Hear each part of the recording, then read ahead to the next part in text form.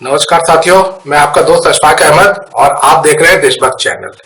बिहार में जो कंडीशन अभी है बहुत मजेदार हो गई है।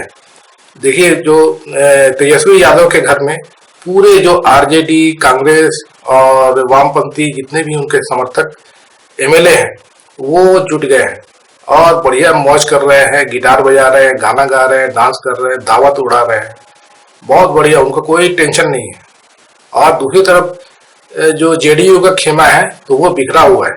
5 एमएलए गायब हैं, वो नहीं आ रहे हैं। उनको बुलाया गया लेकिन वो नहीं पहुंचे। बीमा भारती उनमें से क्या है? डॉक्टर संजीव, शालिनी मिश्रा, सुदर्शन, दिलीप राय, ये वो विधायक हैं जो बैठक में आज भोज में नहीं पहुंचे, जो श्रवण कुमार के यहां पर आयोजित किया गया था। तो अभी कल फ्लोर टेस्ट होने वाला है, तो फ्लोर टेस्ट का तो अभी से ही नजारा समझ में आ रहा है कि आरजेडी जो है वो आरजेडी और जो महागठबंधन है तो उसमें बिल्कुल टूट नहीं है, सब इंटैक्ट है। और दूसरी तरफ जो ये जेडीयू के विधायक हैं वही बिखरे हुए हैं और ये उनका जो कल फ्लोर टेस्ट होने वाला है तो उसमें हालत खराब है, वो कभी भी फ्लोर टेस्ट पास नहीं कर पाएंगे। तो अभी का जो खबर जितना भी दिख रहा है तो वो ये दिख रहा है कि फ्लोर टेस्ट में नीतीश कुमार की सरकार गिरने वाली है, एकदम पक्की खबर। तो ये ऐसा कैसे हुआ? तो देखिए, नीतीश कुमार की जो जेडीयू पार्टी है तो 2010 के समय में वो उनके पास में 115 विधायक हुआ करते थे। उसके बाद में वो 71 पर आए 2015 में। उसके बाद में अभी वो 45 पे आ गए और अब अगर चुनाव होंगे तो वो और छोटे होते जाएंगे। तो इसकी वजह ये है कि नीतीश कुमार जो है, जो पॉलिटिक्स कर रहे थे तो वो बीच का रास्ता लेके चल रहे थे, क्योंकि बिहार में जो समीकरण इस तरीके से है कि आरजेडी जो है वो लालू यादव के जमाने से ही पूरे यादव जो वोटर है और उसके बाद में जो मुस्लिम वोटर है तो ये दोनों मिला के कम से कम मतलब 25% तो यही हो जाते हैं। और उसके अलावा जो बाकी और जो वोटर होते थे तो उनको कभी भी 30% से कम वोट नहीं आते। आज भी वही स्थिति है। जो 2020 में चुनाव हुए थे बिहार में तो उसमें भी आरजेडी को जो है वो सबसे ज्यादा वोट मिले थे बिहार में।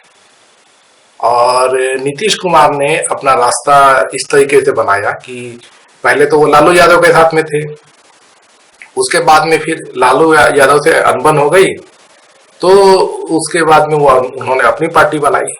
तो उनका जो वोट बैंक है तो वो तो कुर्मी है, तो कुर्मी 6% है बिहार में। तो उन्होंने अपना वोट बैंक इस तरीके से बनाया कि जो महादलित है उनका एक वोट बैंक खड़ा किया। तो उसमें अब जैसे कि जीतन राम मांझी थे और भी जो महादलित जो थे उनको साथ में लिया और इस तरीके से वो 20% 25% की उनका वोट बैंक बन गया। तो इस तरीके से चल रहे थे, लेकिन 20-25% से तो उनकी सरकार नहीं बनती थी बिहार में, क्योंकि उनसे परे हमेशा आरजेडी रहा है। तो वो क्या किए कि एक भाजपा जो है वो और छोटी पार्टी थी तो उसके साथ मिलके सरकार बना रहे थे।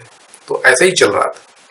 फिर बीच में जब उनको लगा कि भाजपा की तरफ से उनको खतरा है तो 2015 में लालू के साथ आ गए।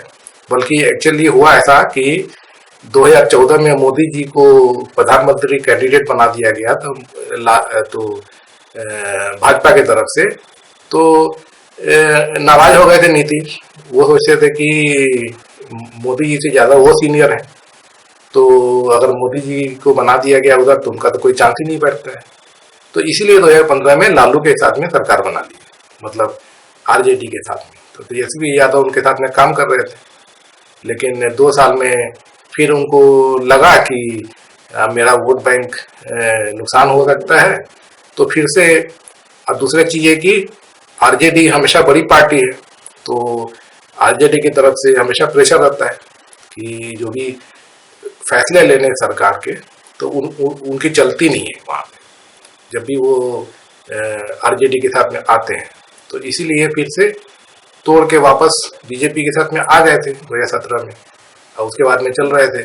उसके बाद में फिर जब चुनाव हुए 2020 के तभी भी वो बीजेपी के साथ में ही थे, लेकिन अब पार्टी छोटी हो गई तो उसके बाद में फिर एक चीज और भी था कि 2024 के जो लोकसभा चुनाव होने हैं, तो नीतीश कुमार सोच रहे थे कि भाजपा की तरफ से तो मोदी जी अभी बहुत स्ट्रांग है, तो उधर से तो कोई चांस दिखता नहीं है। तो सोचे कि एक चांस ले लिया जाए कि महागठबंधन की तरफ से वो प्राइम मिनिस्टर के कैंडिडेट बन सकते हैं। और यही वजह है कि एक साल पहले उन्होंने मोदी को लात मारी और महागठबंधन में आ गए थे। और जैसे ही आए महागठबंधन में तो दौड़ भाग चालू कर दिया। वो सब नेताओं से मिल रहे थे, केजरीवाल से मिल रहे हैं, कांग्रेस वालों से मिल रहे हैं, अखिलेश यादव से मिल रहे हैं, साउथ वालों से मिल रहे हैं। तो महागठबंधन में वो कोशिश किए, लेकिन फिर भी चूंकि उनका ट्रैक रिकॉर्ड ठीक नहीं है, तो इसीलिए उनको महागठबंधन का नेता नहीं बनाया गया। तो उनको लगा कि यहाँ तो अब कोई चांस है नहीं, और बिहार में अगर वो मतलब सेंटर में नहीं आ सकते प्राइम मिनिस्टर, तो कम से कम बिहार में ही टिकर है। तो बिहार में दिक्कत वही होती है कि आरजेडी बड़ी पार्टी है, तो उसके साथ में काम करना थोड़ा मुश्किल होता है। भाजपा छोटी पार्टी है, भले ही इस बार 2020 में ज़्यादा सीटें लेके आ गई, 75 सीट, तो फिर भी उनके साथ में ऐसा है कि ज़्यादा आसानी से अपना जो भी चलाना चाहे चला सकते हैं इस तरीके से।